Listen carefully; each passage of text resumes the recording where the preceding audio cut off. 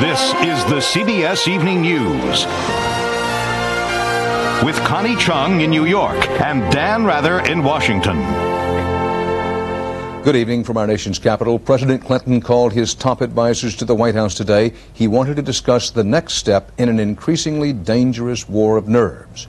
North Korea is still stonewalling an international demand for inspections of its nuclear facilities, and neighboring countries, especially South Korea and Japan, fear a violent confrontation.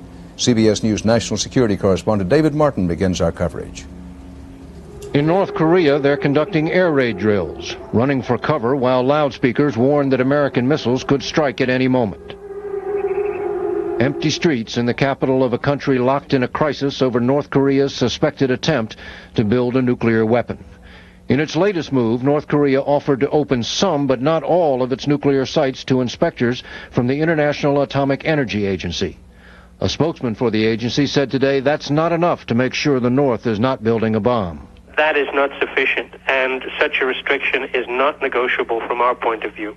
But without negotiation, there is only confrontation, and the fear that the North's 1 million-man army might in desperation launch an attack against the South. In Washington today, the president's top national security advisors met to consider their next move. I'm hopeful that we can work something out, and I don't want to say more until I have a chance to meet with my advisors and also to talk to our allies. President Clinton must figure out a way to persuade the North Koreans to open all their nuclear sites to inspection without making it seem as if he's giving in to their threats of war. David Martin, CBS News, the Pentagon. Privately, President Clinton is being told that China is the key to this situation.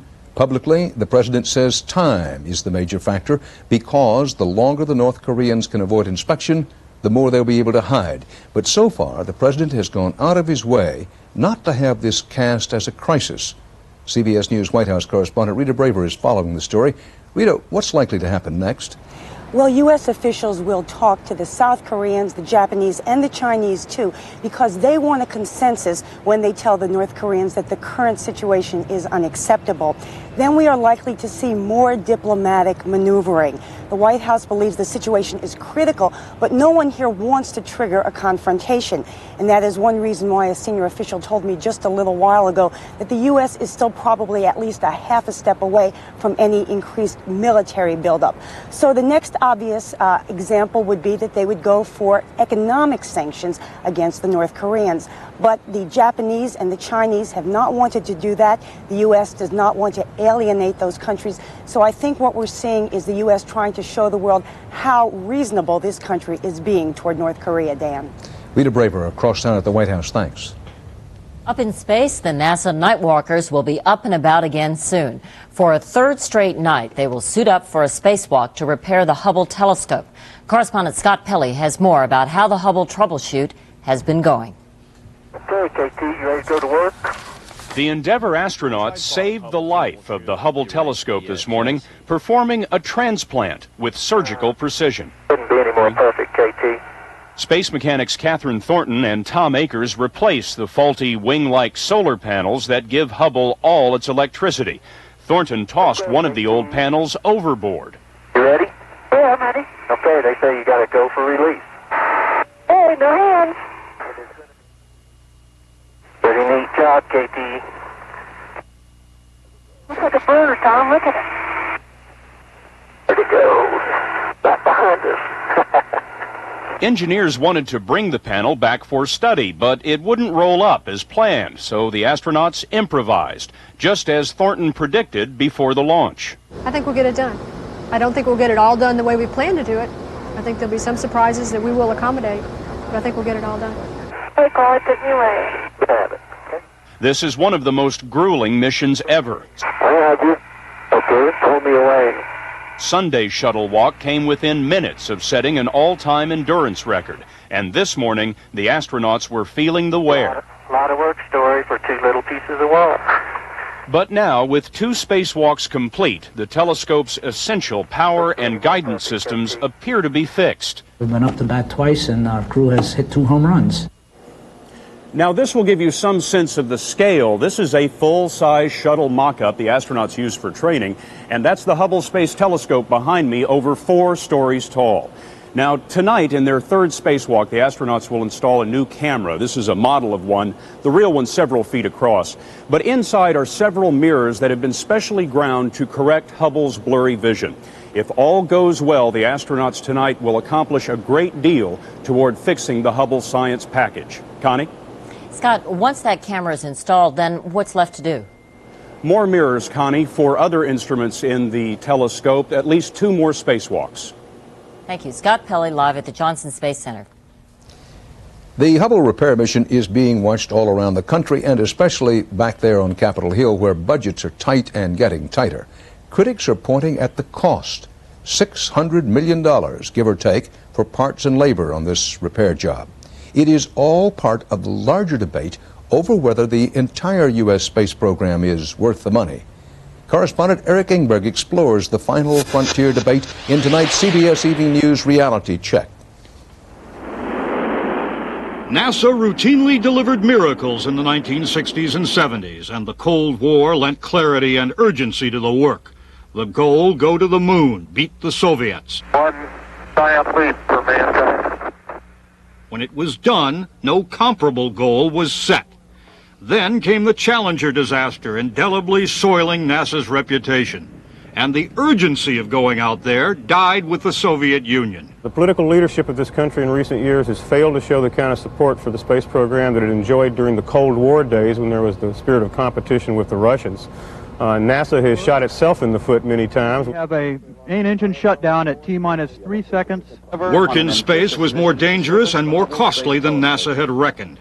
The shuttle could fly only a few times a year. Every mistake was a headline. Well, there was sloppy technical management. You had good engineers becoming bad managers. You had too close a relationship between contractors and civil servants. Most of what NASA tried succeeded, like the Magellan Venus probe. But failures such as the myopic Hubble and a probe to Mars that simply disappeared turned off many taxpayers. Back in the late 50s and early 60s, space was new, and so everyone expected things to blow up from time to time. It was all part of the learning process. But now it's the 1990s, and they feel that NASA should have learned how to do these things by now. Now NASA has only one flashy project on the screen, the controversial space station. The space station will never inspire the kind of public imagination and wonder that the Apollo mission did back in the 60s and early 70s to go visit the moon. NASA, which has spent $132 billion since 1980 on activities that don't connect with the average taxpayer, is trying to cut costs. One ironic result, the U.S. is looking for a new partner on building the space station, the Russians. Eric Engberg, CBS News, Washington. Straight ahead on tonight's CBS Evening News, live from Washington and New York. Judgment Day and dramatic testimony as a former Roman Catholic priest is sentenced for sex abuse. And later, Eye on America. Tonight, the voices of the voters. Is the president holding up his end of the deal?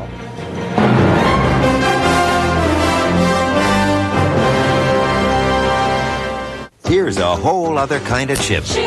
Presto Chip Shot Potato Chipper. Slices so thin they gotta be crisp. Regular or ripple. Fry 'em up. Even microwave for a light, no-fat chip. Flavor 'em the way you like. From Presto. Norelco says don't shave your legs, baby them. With Norelco's incredibly close, comfortable shave that leaves you baby smooth, baby soft. Norelco Lady Shave Razors, dry or wet, we make close comfortable.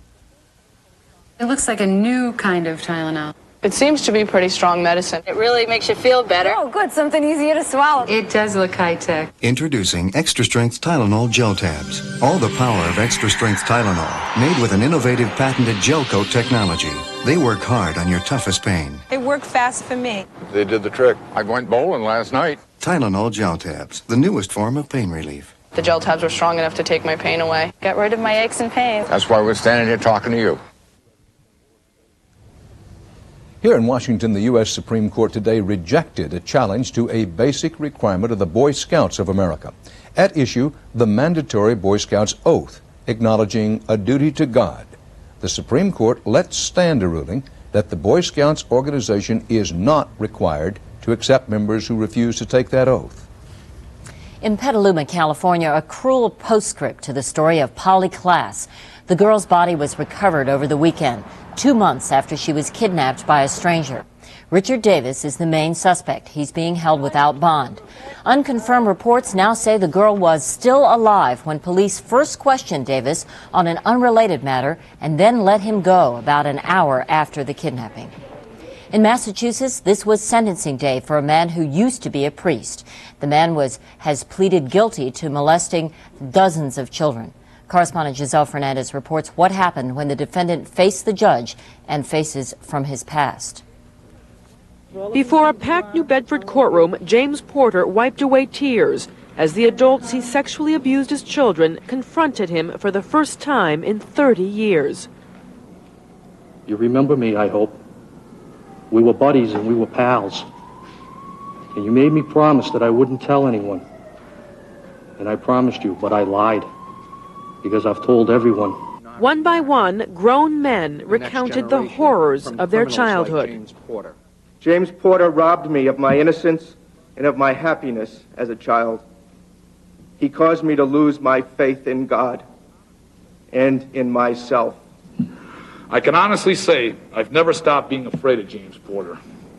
I live with the memory of this man with his forearm around my neck, my face jammed into the carpet, my pants being pulled halfway down my legs.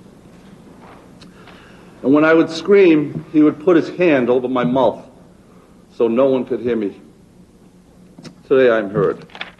All pleaded with the court for the maximum sentence, saying Porter is still a dangerous pedophile convicted just last year of molesting his babysitter. Porter, with his wife in the courtroom, apologized for his crimes and admitted he is not cured of pedophilia. He pleaded with the judge not to send him to prison. What I need is that treatment facility so I could be near my children and my wife. They are my life. I love them. I need them. In the end, Porter got 18 to 20 years in state prison, eligible for parole in 6. For many watching him being led away, it was a bittersweet victory, a time to start healing. In the past decade, an estimated 400 to 500 priests have been prosecuted for pedophilia. Adult survivors who have long criticized the church's handling of these cases hopes that sending Porter to prison sends a powerful message. 30 years is too long for a child to wait for justice. Giselle Fernandez, CBS News, New Bedford, Massachusetts. In Los Angeles, word that rock composer and satirist Frank Zappa died of prostate cancer over the weekend. He may be one of the best-selling Grammy winners you never heard. Zappa sold millions of records, but they were rarely played on the radio. They were considered too bizarre and sometimes too raunchy. Frank Zappa was 52. Stay with us for much more CBS Evening News, including the struggle for a diplomatic solution to a violence-filled existence.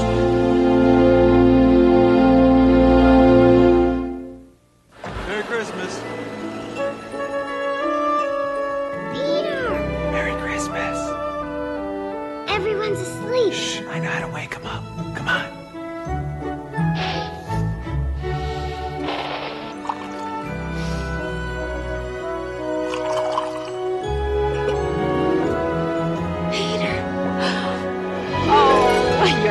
I missed you, Mom.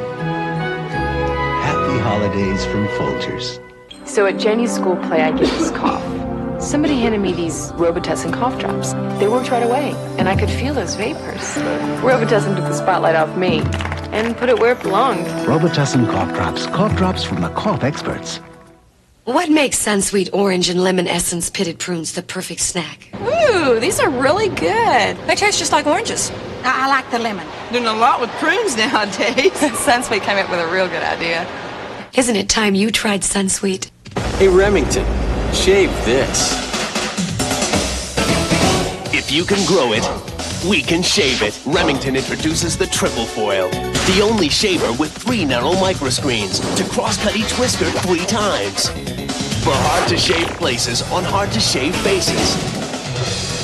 The Remington Triple Foil. If you can grow it, we can shave it. And ladies, for a silky smooth shave in or out of the shower, the Lady Remington Wet Dry.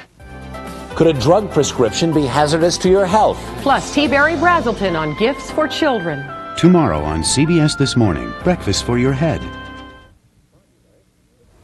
Back here in Washington, President Clinton confirmed today that he and Boris Yeltsin have talked about redirecting their nuclear missiles so they'd no longer be aimed at targets in Russia and the United States. The goal would be to reduce the danger of accidental nuclear strikes. President Clinton said the two sides are working toward an agreement, but no decision has been made. In the Middle East, the deadline is just a week away for Israel and the PLO to start carrying out their peace accord. Secretary of State Warren Christopher is shuttling between Arab and Israeli camps, trying to advance the process. He also appealed today for an end to the violence in the occupied territories. But as correspondent Bob Simon reports, that appeal fell on deaf ears. Today's slaughter happened in Hebron. Palestinian gunmen opened fire on an Israeli minivan. Inside were a settler and his 4 sons. The father and his 19-year-old son were killed. The 3 other boys, wounded in the legs, arrived at a Jerusalem hospital knowing that their father and their brother were dead. It happened on the exact spot where an Arab vegetable vendor was killed by settlers on Saturday. Hundreds of settlers converged on the site. Others rushed to Prime Minister Rabin's residence in Jerusalem.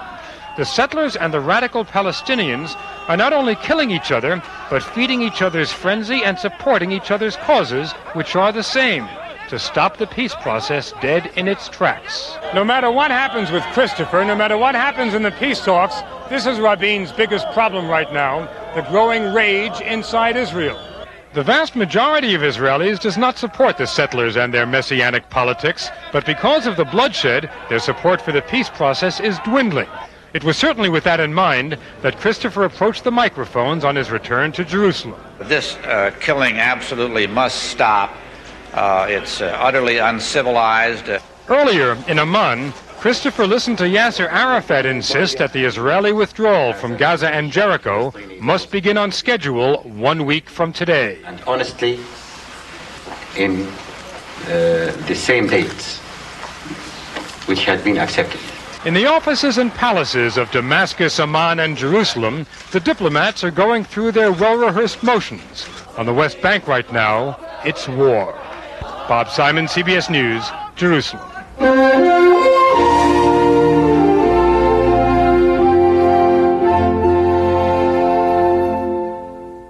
Big idea. From Presto, professional salad shooter slicer shredder. Big capacity and power. Special blades to point and slice thick, slice thin, shred, even ripple cut. Right where you want. Salad shooter. From Presto.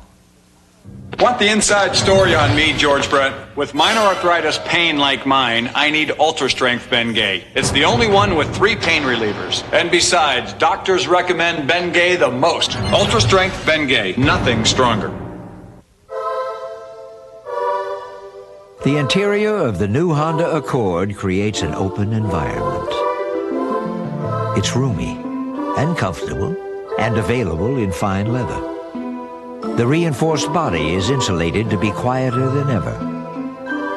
When you consider everything the new Accord has to offer, it becomes an open and shut case. The new Accord EX from Honda. You've never had cereal like this before.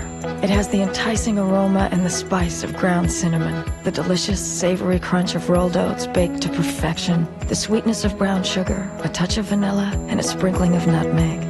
There's never been cereal like this before. The new Kellogg's Cracklin' Oat Bran, now baked with an even more irresistible recipe. Kellogg's Cracklin' Oat Bran. It's the bran you'll eat for taste alone.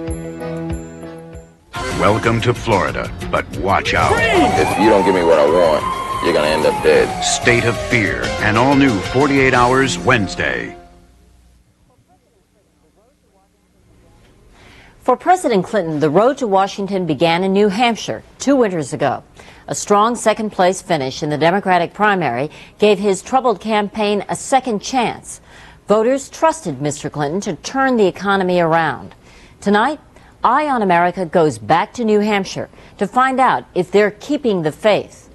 You have to have faith that there will be opportunities for you, that if you have worked hard and played by the rules, you will be rewarded. Graduation day at New Hampshire Technical College. Linda G. Elaine. At the time, Linda Elaine desperately needed a job. She had a child to support and a husband out of work. 1, 20, 40, 50. Thank Thanks. you. Have a great day. 6 long months later, she found one, but she's still uneasy about the future. A lot of people are just very leery, as if nobody's job's secure anymore. People in New Hampshire are waiting and watching. There are signs that the economy is finally inching upward, but at a frustratingly slow pace. New Hampshire's message to President Clinton: don't forget, we broke with tradition and voted for you, a Democrat, because we wanted change. And then you're going to pick add to list. And change is what the students at the technical college are counting on. They're buoyed by the state's unemployment rate, which has dropped from 7% to 5%. But there are still hundreds of defense workers being laid off. Like Joel Boston, who was a nuclear technician at the Naval Shipyard. The only jobs I could find were either part-time or temporary jobs really without a future. We see a tremendous loss in defense contract work. Jane Kilcoyne runs the college. It's still a very hard time. I have a lot of students who are very poor and who are very needy upon the services that we can give them here, and very needy for employment. We asked New Hampshireites how well they think President Clinton has kept his promise to focus like a laser on the economy. Businesswoman Tony Pappas is fed up. I think that he is not moving quickly enough, and he's not impacted anyone. John Gansis, who has been out of work nearly 2 years, agrees. The problem is we need to put our people back to work. If you're in your 50s You don't think he's trying to do that? No, if you're in your 50s today, you do not stand a chance of keeping your job if you're near retirement. Jackie Bernard owns a small business. She thinks the president has been sidetracked by problems overseas. He needs to pay a little bit more attention to what's going on here at home, to help the people that need the help here in the United States. But attorney George Bruno thinks the president needs to be given more time. I don't think you can blame a person who's been in office 10 months for all of the economic woes that beset this state. New Hampshire is going through changes as far-reaching as 50 years ago, when the textile industry was replaced by computers. The hope is that new industries like Suma 4, which makes switching devices for communication systems, will start the economy's engine again. Company President Jim Fiedler. We can still be the best possible, but we have to focus on what it is we want to be. That's what New Hampshire is demanding, of itself and of its president, to keep that laser beam on what matters as much now as it did in Campaign 92. Jobs, jobs, jobs. We're willing to do what we need to do. Point us in the right direction. We're the ones who are suffering, and I am certainly worse off than I have ever been in my life right now. There's a lot of strength, because we want to survive. President Clinton has at least 3 more years to make good on his promises. The people of New Hampshire we spoke with are willing to give him the time if he gives them the attention. And speaking of attention, for most of the past 30 years, late-night television viewers were focused on one man. When we come back, an entertainer who just made television history. Day after day, you make those glasses of thick Metamucil disappear. Why not make them all disappear with FiberCon? Doctor-recommended FiberCon gives you the same fiber regularity in tablets. Easy to swallow tablets. Get doctor-recommended FiberCon. I have no time for colds. My husband's a doctor and can give me anything, but he recommends Dimetap Extend tabs. Dimetap controls my sneezing and nasal congestion. It's strong medicine. Doctors recommend Dimetap for their families and yours. I saw my doctor because the pain was so bad. I was afraid I needed surgery for my hemorrhoids. I was itching. The burning was awful. But my doctor said my hemorrhoids weren't serious. I didn't need surgery. He told me it was time I started using Preparation H. Preparation H helps relieve the symptoms of inflamed hemorrhoidal tissues, often bringing relief from itching, burning, and painful irritation for hours. What a difference Preparation H makes. Doctor-recommended Preparation H. Take the time to taste the Welch's. Relax. Take the time to roll and round. Welch's is worth it. Savor all that Concord flavor. Let it trickle slowly down. Welch's pure grape juice. Welch's own luscious Concord grapes give it a taste so rich, so satisfying, you won't want to rush a drop. Take the time taste the Welch's. I try to ignore my sensitive teeth, but they hurt. Don't ignore your sensitive teeth. Sensodyne helps stop the pain that can make you stop brushing. Could lead even to tooth loss. Thanks, Sensodyne. Trust Sensodyne, the dentist's choice for sensitive teeth. How do you give low-saturated fat oils like canola a different taste? Add corn oil. Only Mazzola Right Blend blends the leading corn oil with canola, with 1 gram of saturated fat per serving. Blend good taste into your healthy cooking with Mazzola Right Blend. We're going to close tonight with a story about talent, durability, and just rewards. Sometime last year, a star that had long shone in the night suddenly disappeared.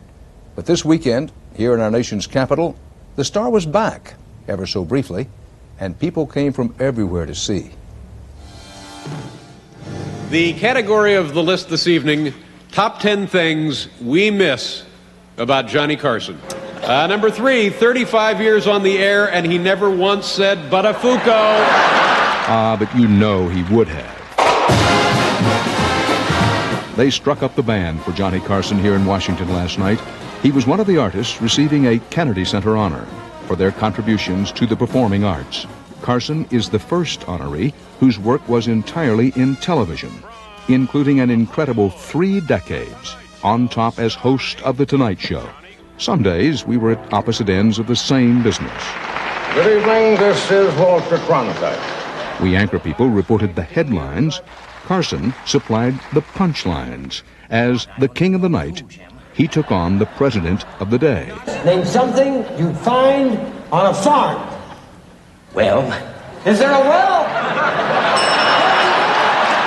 Carson even went after his own bosses, making light of the light makers. Let me tell you about General Electric. They actually collected all of the rice thrown the other night at Woody Harrelson's wedding on Shears, served it to the commissary today with the chow mein lunch.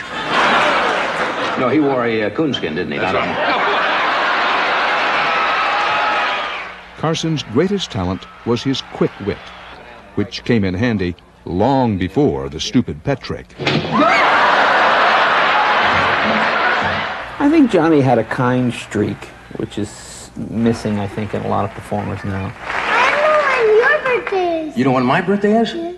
Any performer will tell you a child can steal a show, but Carson would give it up willingly for a laugh.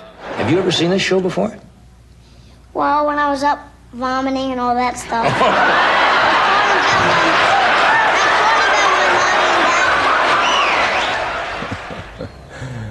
Johnny Carson said he rarely watches the late-night talk shows and spends most of his retirement time at home in Malibu. You can see more of his rare public appearance here in Washington this weekend on the Kennedy Center Honors, which will be televised later this month, December 29th, on CBS. And that's our news. Coming up tomorrow on CBS This Morning, could the medication you're taking damage your hearing? And we'll have the latest on Hubble telescope repair efforts tomorrow night on the CBS Evening News. Thanks for choosing CBS News. Good night, Connie. Good night, Dan, and good night, everyone.